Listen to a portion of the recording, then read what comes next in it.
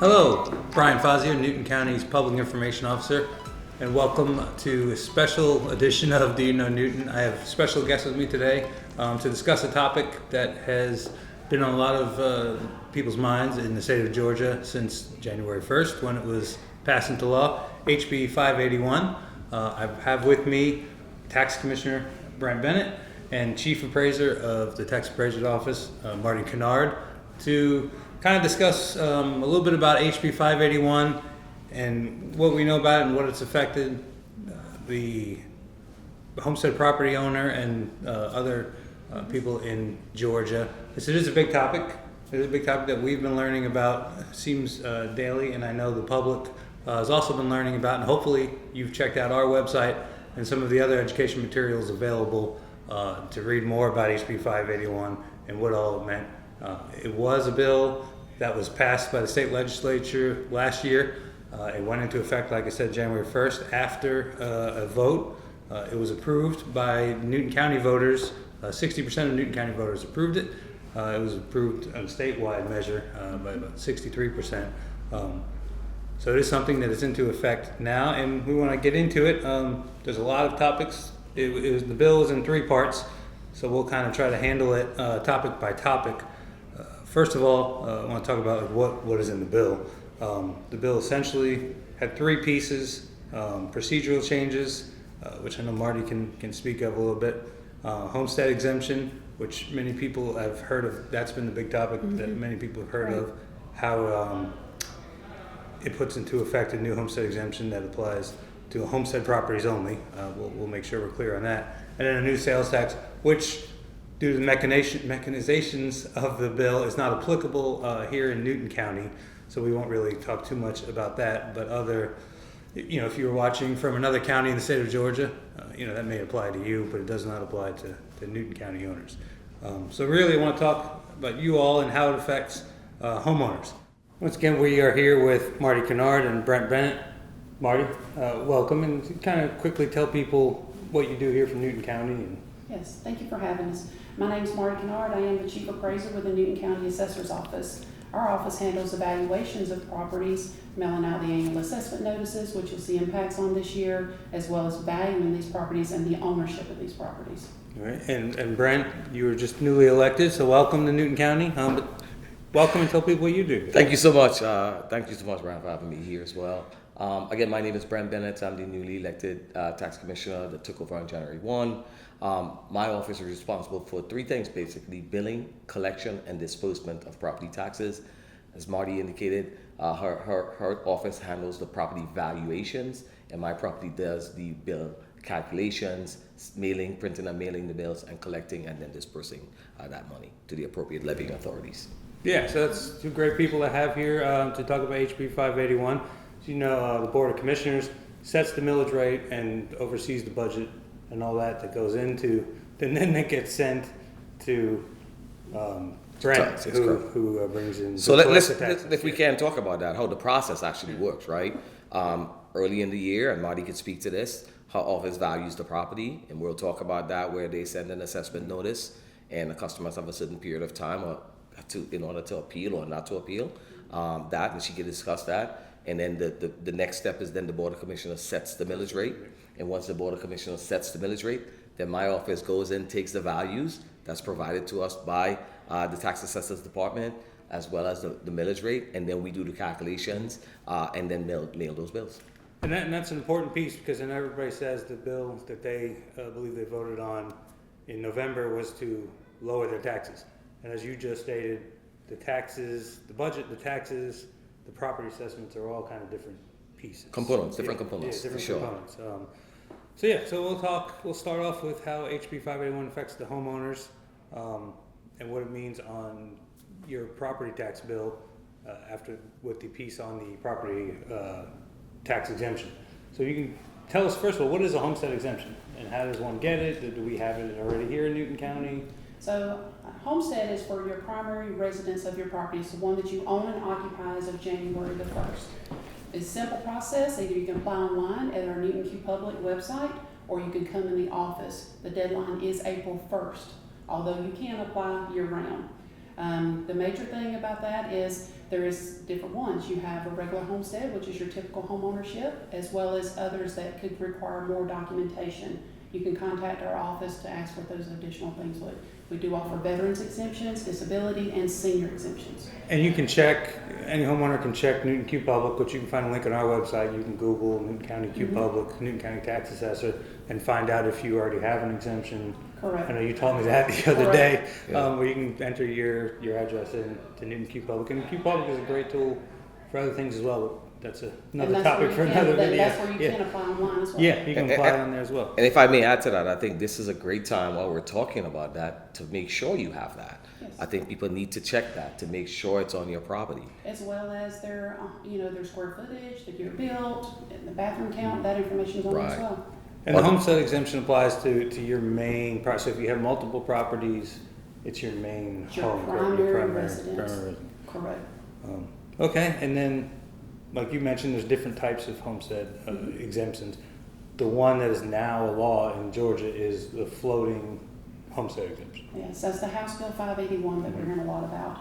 So that there, they've talked about the many things about it, but the one thing about it is it freezes or floats how much your valuation can go up annually. And it's going to be based on the consumer price index, but the max it can go up is 3%. Okay, and previous, what's the difference between now and what it was, let's say, last year? Well, let's say, based on if you've seen the market of the home prices over the last, say, 3 to 5 years, you've seen them jumping astronomically, hundreds of, thousands of dollars a year just in valuations. This here puts a float on it and caps it going up only 3%. Okay. And that is for homesteaded properties only, though. Okay, yeah, and here in Newton County specifically, I know we've had a lot of people moving into the area. We've had a lot of industry, and that's impacted all of our property values and raising it significantly. Correct. So this now is 3%. Now we do need to touch on. But I think we need to say, Brian, as well, that's the whole premise of HB 581. If a municipality, school board, or the county decided to stay in, they would be capped, as Marty said, those homesteaded properties at 3%. However, if a You municipality opt out, or the school board opted out, then what happens, Marty? then their value would continue on at a market rate. Yeah, that's what I was going to say. We do need to touch on the fact that within the bill that was approved by voters, the law that was approved by voters, it allowed for governments, local taxing jurisdictions to opt out. I know our school board, which is 60% of our tax bills in Newton County, they opted out. So will it be a different bill, or how will that be treated differently As for the far as our homeowners? office for the assessment notice, you won't see that.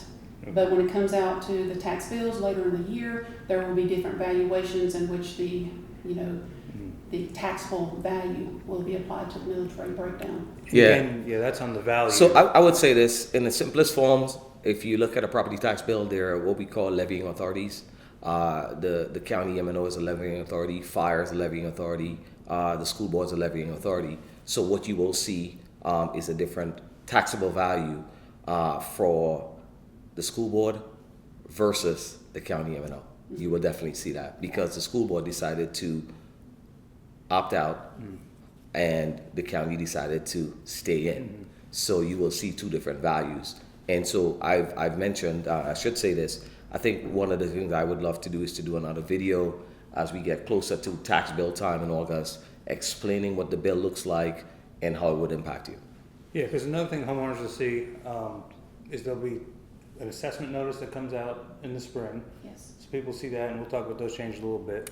And then the Board of Commissioners will set their budget, as they always do, in May, June, somewhere in there. And then Tax you will bill. send out a tax bill That's correct. in the summertime. That is correct. Yeah. We send out the tax bill based on the information that's provided to us by the tax assessors department, as well as the millage rates that's set by not only the Board of Commissioners, but all the other municipalities as well as a school board.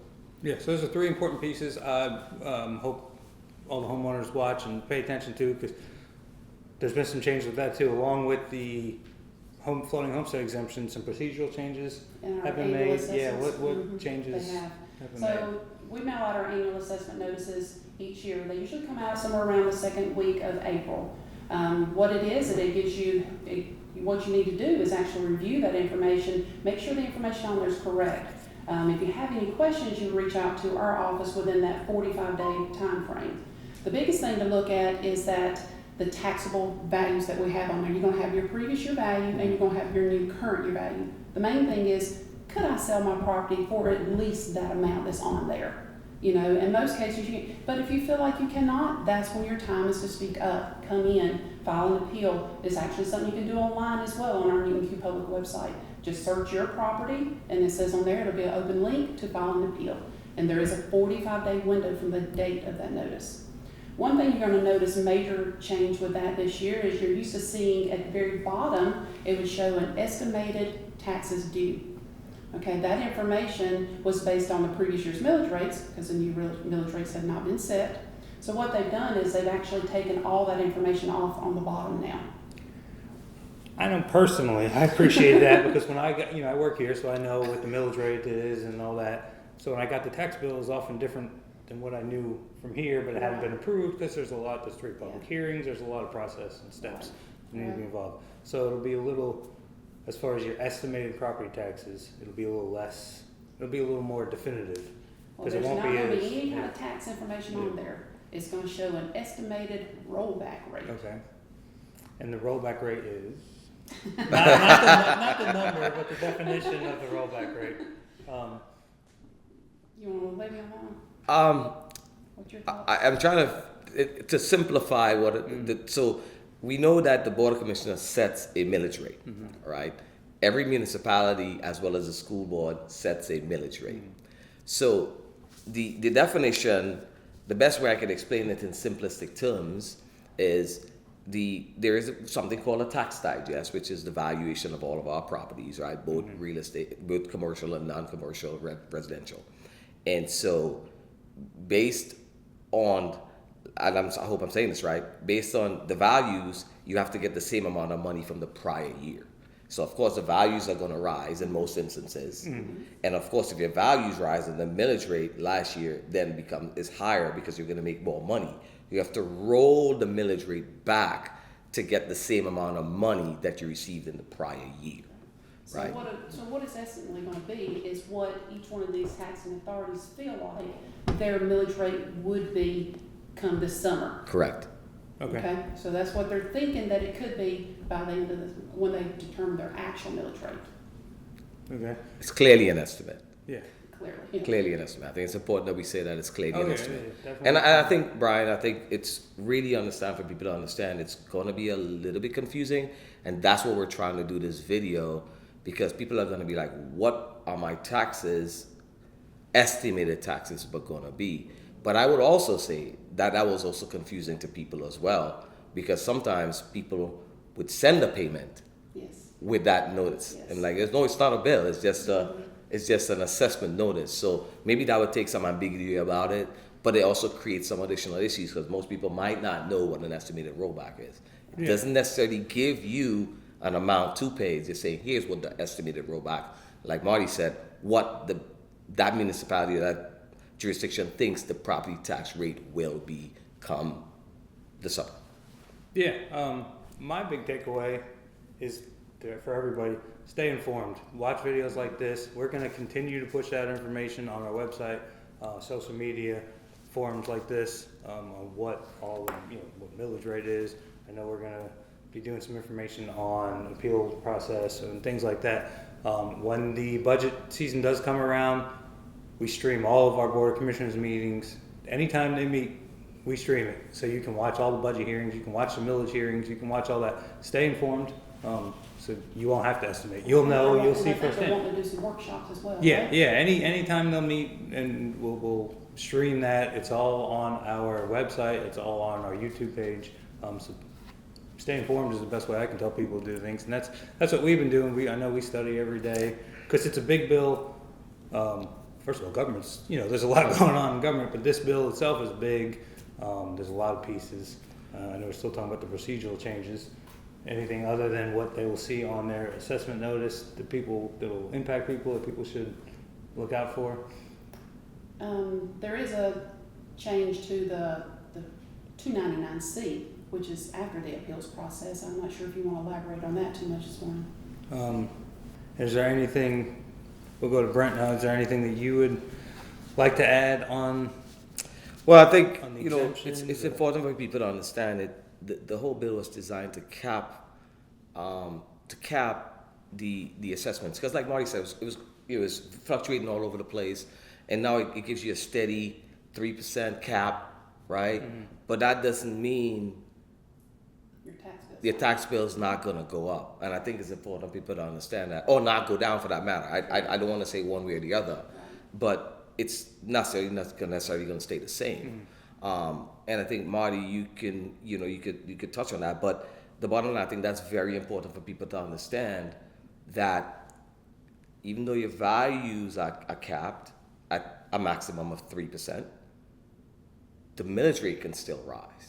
So that's very important to understand. Well, yeah, and we have services that are expected of the county, you know, police, fire, you want the roads paved. And it takes a certain, as inflation rises, it also rises for the government. I know the price of concrete has gone up, price of electricity has gone up for us. Sure. You know, price of everything's gone up. Sure. Our insurance goes up every year as well. So we have to ensure that those services remain deliverable, and those services are provided to our residents and visitors as well. So the millage rate is the mechanism.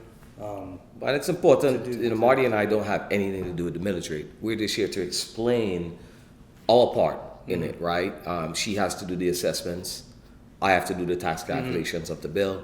The Board of Commissioners, as I said, the millage rate, the school board, each of the municipalities, City of Covington, City of Oxford, etc. So it's important that everybody understand every jurisdiction has a role to play in this, and it's just not one thing. It's a very complicated thing as well. Yeah, and it's separated, and it's good it is, because it keeps everybody, you know, Checks and balances. checks and balances. Exactly. Like I said, we will have a lot on HB581. There's a web page on our website now. If you go under government on the top menu, HB581 is in there. You can see frequently asked questions, a little summary. We'll have this video. We've had other videos on there in the past to kind of go into it. It's a big topic, and we want to keep informing our public about it. And so please keep checking back to forums like this to see, and watch for those BOC meetings. Like I said, they're all streamed. They'll be discussing it as well, because they want to ensure that the public is aware when their assessment notices come out, and then when their tax bills come out in the summer, all the different changes. So I encourage you, again, the property, the floating homestead tax, the floating homestead exemption. Yeah, the floating homestead exemption is on your property value. It's not really your taxes. That's a different thing, as we touched on. Your assessment notices will look a little different with not having the estimated taxes, but having the estimated rollback rate. But that rollback rate won't be determined until after you get the notice. So is that correct? Yeah. But the true millage rate would not be established until come summertime, right? So it's a little funky, but it's all in effort to keep the public informed. I know that's what the state legislature had in mind. When they created the bill. So those are some of the topics that we wanted to get across today. And I think it's important for people to know when the bill passed, there was a provision in the bill for a floating local option sales tax. It's called a FLOST. But in order for that FLOST to even be a possibility, the county and every municipality within our county had to all stay in to the HB 581 process. Unfortunately, 2 local jurisdictions opted out, so that is no longer an option. That float is no longer an option. Yeah. So it's important that people know that as well. Yeah, the FLOST was a mechanism built into the law to allow for any Lost revenue. any lost revenue from the homestead exemption. But there was a lot of things that needed to go into play for that to happen. One, like you said, all jurisdictions had to remain in on the bill, and it would have went to referendum as well for the people to vote on. Right. But that is not applicable here in Newton County. So we'll still have the millage rate to ensure that those services are delivered to people, and then the property values that we've traditionally gone on still remain in effect if you have a second property, or if it's not a homestead, like a rental or a business. They will be valued, is it valued, am I using that term right? Yeah, They'll be correct. valued the way we have been on the market rate. Correct. Yeah, so, And it's important for people to understand, Marty's office still records or still has access to the true value versus the, And that's what they Oh, will see homestead on their value. assessment notice. It's It's true. the actual true fair market value. right. And, so that's why I said it's gonna look different on the bill. Correct. As what it will be on the assessment notice. Because people will see, wait a second, I thought it was only going to be 3%, It could only go up 3%, but they're going to see a higher number, and that could be alarming. So it's important to be clear that. well, and that's why it's a homestead exemption, that floating homestead exemption, it changes to reflect the difference, Right. correct? Correct. Yeah, Right. yeah, so you'll still So if see, you see the market value going up 10, but it can only go up 3, that floating homestead should offset that 7% change. and that'll Correct. change, it may change every year. Absolutely. Yeah, to match that. Perfect, yeah, that's the best way to put that, I think. I know, I can understand this, I'm sure most people hopefully will understand in that way. All right, anything else that we'd like? I'd just like to encourage everybody to visit our Q Public site and find out, make sure if they do have a homestead on the record. If not, make sure you get that done by April 1. And review the data that's on there as well. Like I said, the square footage, the year built, the bathroom count, because that's what's going to determine your fair market value. That's what it's going to be based off of. Property demographics. Okay. Anything you'd like to add? Yeah, I just want people to be as informed as possible. There's a lot of moving parts. Without a doubt, it was confusing for us as the experts, right? Initially, and I think we're understanding a lot better. So that's why we wanted to do this video to make people more aware and more comfortable of understanding. Because we may not always agree, but we have to all understand what the law allows for and what it doesn't. And I think that's important to understand. The intent of law, correct? Well said. Yeah, and from the Board of Commissioners' perspective, I'd encourage everybody to continue to follow on those tax hearings and those tax meetings. We always do budget workshops with all our department heads and officers who come in and they go over their budgets. Our budget, all the budget information is online as well. So keep informed that way as well. And I thank both of you for coming, because I know when people hear tax, they think everybody is the one who's taxing them. So Right. it's nice to put on camera that you set the values and you Yeah. send out the bills. That's right. And the Board of Commissioners and the departments set their budgets. Correct. So 3 separate entities, and thank you for helping to shine a little more light on that. But I encourage people to continue to check our website, social media, podcast channels, YouTube pages, all the different things that we have available to continue to learn more about HB581 and the government as a whole. So thank you for joining me. Thank you for having us. Thank you.